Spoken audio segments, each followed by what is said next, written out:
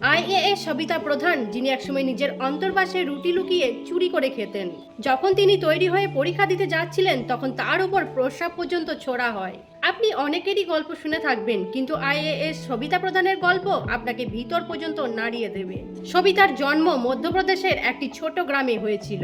পরিবারে এতটাই দারিদ্র ছিল যে তারা অন্যের ক্ষেত কাটতে যেত, গোবর তুলতে যেত। এতটা দারিদ্র থাকা সত্ত্বেও সবিতার বাবা মা কখনো পড়াশোনা থেকে তাকে বঞ্চিত করেনি। তার প্রাথমিক শিক্ষা সরকারি স্কুলে হয়েছিল। সবিতা দশম শ্রেণী পাশ করা তার গ্রামে প্রথম মেয়ে হয়েছিল।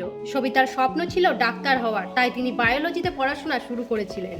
সবিতার বাড়ি থেকে তার স্কুল ছিল 6 থেকে 7 কিলোমিটার, আর ভাড়া ছিল মাত্র 2 টাকা, কিন্তু সেটাও তার কাছে ছিল না, তাই সে হেঁটেই পড়তে চলে যেতেন। সবিতা দেখতেও বেশ সুন্দরী ছিল, তাই অনেক বড় বড় বাড়ি থেকে তার কাছে সম্বন্ধ আসতে শুরু করে। বাবা মা দেখলো মেয়ে ডাক্তার হতে চায়, এখন যদি সবিতার বিয়ে দেওয়া হয় তাহলে তার পড়াশোনা বন্ধ হয়ে যাবে।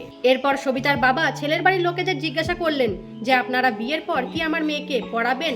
তখন ছেলের বাড়ির লোকেও হ্যাঁ বলে দিল। ছেলেটি সবিতার চেয়ে 10 বছরের বড় ছিল, কিন্তু পড়াশোনা হবে শোনায় তার বাবা মা সেখানে সবিতার বিয়ে দেন। কিন্তু বিয়ের পরই সবিতার শ্বশুরবাড়ির লোক, অর্থাৎ সবিতার শাশুড়ি, শ্বশুর এবং স্বামী সকলে মিলে তার উপরে অত্যাচার করতে শুরু করে। সবিতার 2টি সন্তান আছে, অথচ 2টি সন্তান হওয়ার পরেও তার স্বামী তার উপরে অত্যাচার করা কম করে না। বাচ্চাদের সামনেই সবিতার স্বামী তার উপর নির্যাতন করতেন। কিন্তু তারপর সবিতা সিদ্ধান্ত নেন, যদি তিনি এভাবেই এখানে পড়ে থাকেন তাহলে তার সাথে এভাবেই নির্যাতন হতে থাকবে। যেসব মানুষ বিয়ের 4 থেকে 5 বছরেও শোধরায়নি, তারা ভবিষ্যতে আর কি বা শোধরাবে? কিন্তু এত কিছুর পরেও সবিতা তার পড়াশোনা বন্ধ করেননি। সে তার 2 সন্তানকে নিয়ে তার কাকাতো বোনের বৌদির বাড়ি চলে যায়। সেখানে গিয়ে তিনি পার্লারে কাজ করলেন, ছোট ছোট বাচ্চাদের টিউশন পড়ালেন খরচা চালানোর জন্য।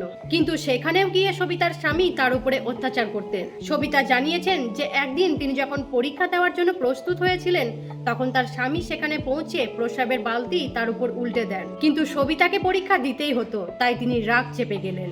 এরপর সবিতা 2017 সালে ইউপিএসসি পাস করলেন এবং আইএএস হলেন। যেসব মেয়েরা বিয়ের পরে ছোটখাটো কারণে পড়াশোনা ছেড়ে দেয়, তাদের জন্য এই গল্পটা অবশ্যই শোনা প্রয়োজন।